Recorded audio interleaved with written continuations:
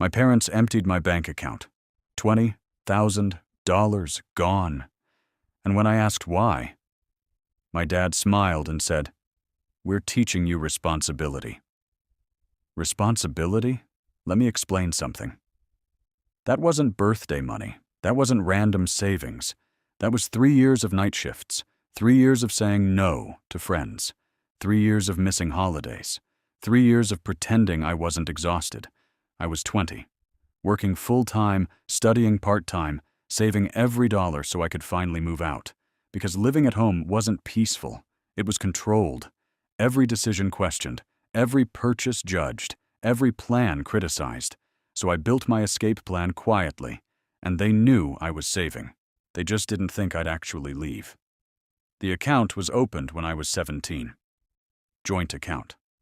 At the time, it made sense. I was a minor. I trusted them. Why wouldn't I? They're my parents, right? Wrong. The morning I checked my balance, I thought it was a glitch.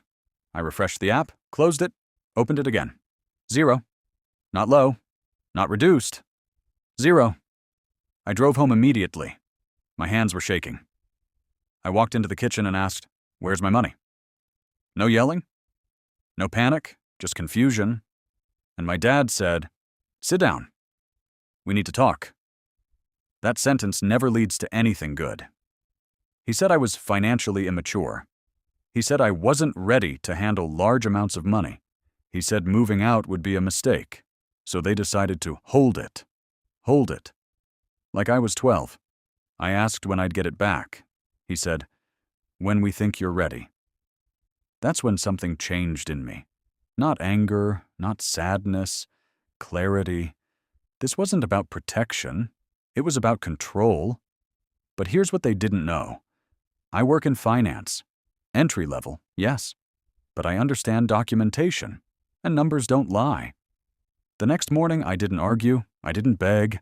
I went to the bank. I requested full transaction history, printed copies, authorization logs, transfer confirmations.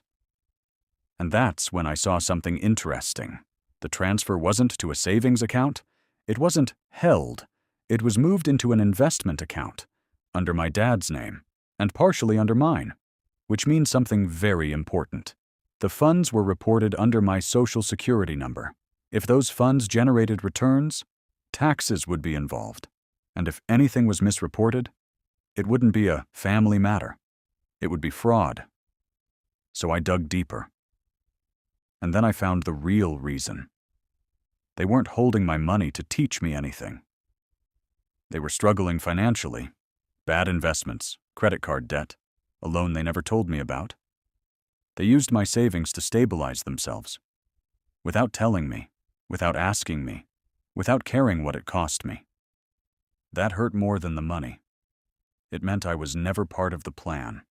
I was the backup plan. That night I sat them down. Calm, no emotion. I explained tax implications, legal exposure, paper trails, audit risks, and for the first time in my life, my dad stopped smiling. My mom stopped defending him. Silence. Real silence.